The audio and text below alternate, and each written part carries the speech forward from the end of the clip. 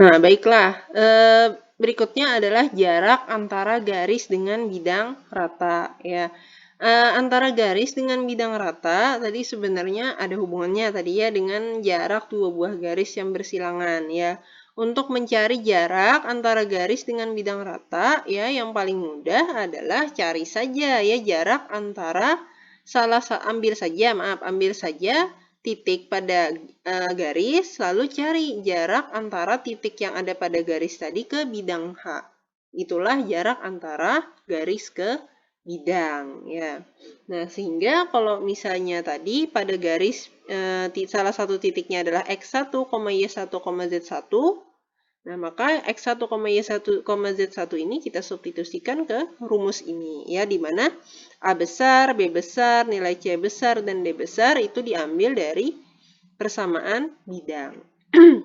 Nah, untuk gambarnya seperti ini, ya. Tadi bidang H, lalu bidang H ini misalnya ada garis G yang kebetulan sejajar, misalnya dengan H.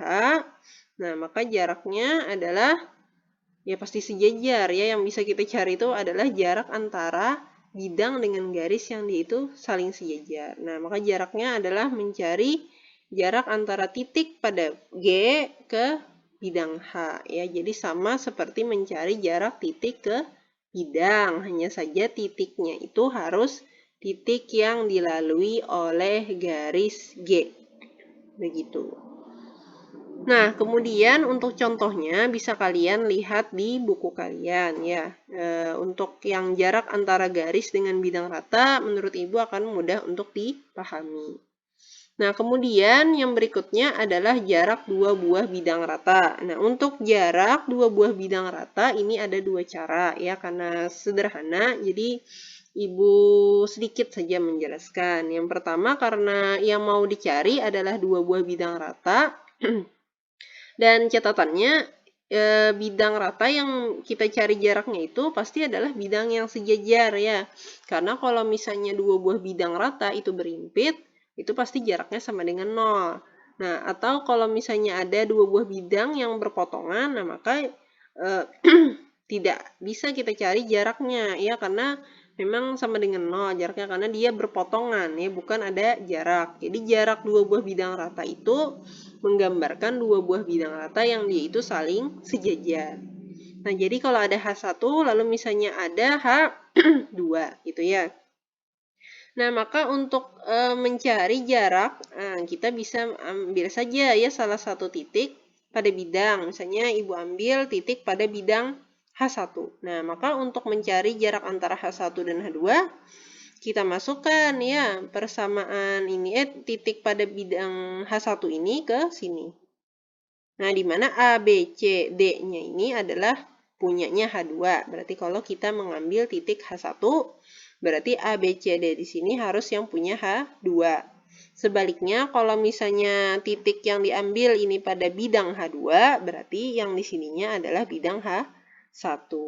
Itu ya, namun karena bidangnya adalah dua buah bidang yang sejajar, maka vektor norma bidangnya pasti sama ya, atau berupa kelipatan. Nah, yang pasti beda itu hanya D-nya ya, hanya D-nya saja.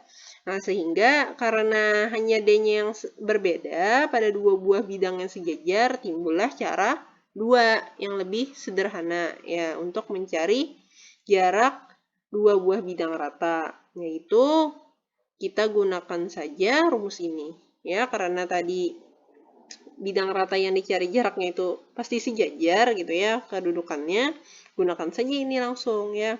D-nya sama dengan nilai mutlak dari D1 kurang D2 per akar A kuadrat tambah B kuadrat tambah C kuadrat.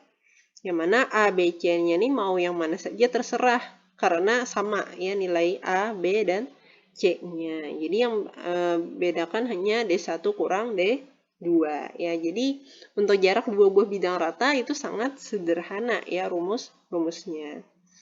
Oke. Jadi kalau pada gambar ini tadi jaraknya antara H1 dan H2 ya, atau kita bisa katakan dua buah bidang itu berbeda, itu lihat saja dari kalau hanya D-nya yang berbeda berarti dia pasti sejajar. Oke, selesai itu tadi pembahasan mengenai jarak ya. Jarak pada bentuk geometri di ruang dimensi 3. Ya, untuk contohnya, ini juga untuk jarak dua buah bidang rata, itu bisa kalian lihat di buku kalian. Nah, itu saja penjelasan mengenai jarak. Lebih lanjut, kalau ada pertanyaan, ya kita lanjutkan pada diskusi pada forum kita. Terima kasih.